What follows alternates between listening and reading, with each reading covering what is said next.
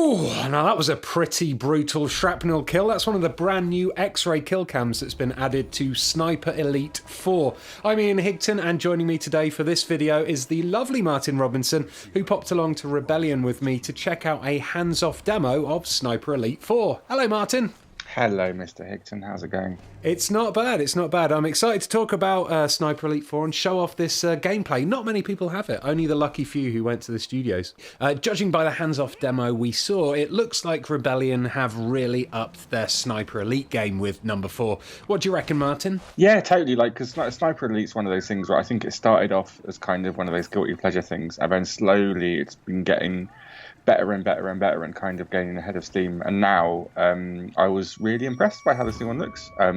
It looks really polished. It looks like it's kind of come into its own, and it's not just that kind of middle of the road thing anymore. It's like it's its own game, its own identity, and it's got the kind of polish, at least at this stage, that you probably wouldn't normally have typically associated with Rebellion's games. Yeah, and this time the levels are huge compared to 3. The footage we're seeing here now of this Italian town, I was told that this was one of the smallest levels in Sniper Elite 4, but it's still 3 times bigger than any of the levels in Sniper Elite 3. Yeah, they've really benefited, I think, from, because last Sniper Elite 3 was kind of cross-generational. This one is PS4, Xbox One, PC only, as you'd expect, I guess, at this point. But it's really helped, I think, with this. It's kind of helped them just push it a bit further and basically make more of what makes those games interesting, which is the kind of sandbox element to it, and have kind of these big open spaces like full of little possibilities, basically.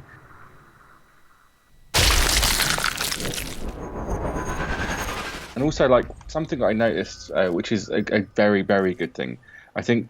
They've been playing a lot of Metal Gear Solid 5, and some of those systems seem to have found their way in there, and it seems like it's kind of got that really sturdy and fluid stealth action kind of thing, which Metal Gear did really, really well. Yeah.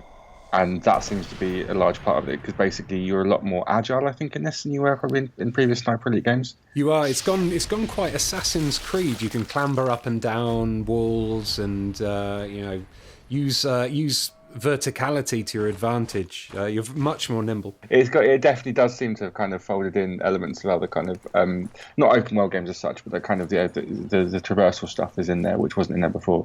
Yeah. Now we've got no Assassin's Creed this year. I guess having some climby, wally stuff is a good thing, maybe. Yeah, hey, you say you wanted an Assassin's Creed set in World War II. We got one for you. One for you there. And this one allows you to slow motion shoot people's testicles off as well. Could you not? I've never really played an Assassin's Creed game. Can you not do that in Assassin's Creed? I don't think so. You could probably do it, but not in X-ray mode, I guess. In that case, I will not bother with Assassin's Creed games, because this one's got me covered. Don't worry, unless it's got bollock popping, it's not worth playing. It's all I look for in a game. They've added some new things as well into Sniper Elite 4, along with the traversal.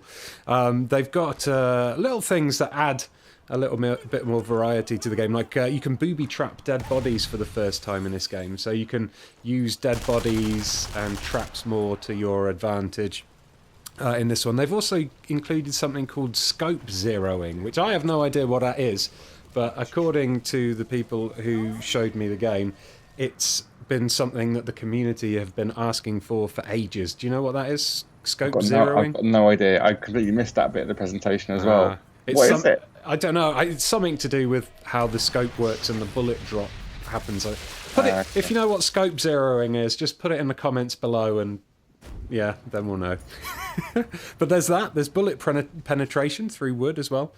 And a revamped long shot system. So the long shots were targets that you could kill for extra bonuses in Sniper Elite 3. And I think it also made an appearance in Nazi Zombie Army. They're doing it a little bit differently this time, although they were keeping that the specifics under wraps. See, the weird thing I liked, which is one of the smaller innovations, not innovations as such, but new things in it, is when you're scoping out an enemy, and then it comes up with their biography details and everything, and it comes up with kind of why they're there. And there was this one guy on a balcony who was basically he was in the army to escape his father, who was like an abusive dad. Yeah, I saw that one.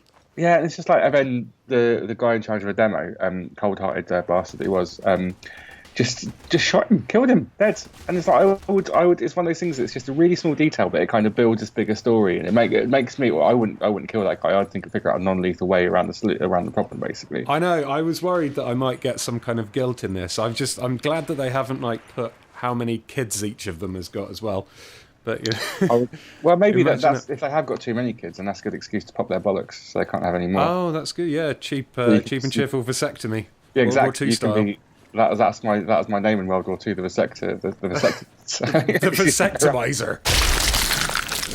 But yeah, as I said earlier, we didn't actually get to play the game. We saw someone playing it, but from what I've seen and from being a fan of previous sniper games, I've got to say I am pretty excited for this one. It looks to me like Rebellion have really hit their stride with this one. I've always had a soft spot for them. I've always thought they're kind of a cool studio, and I've always wondered what would they do if they like given a chance and given them a bit more space to breathe and everything and to do their own thing rather than working for other people.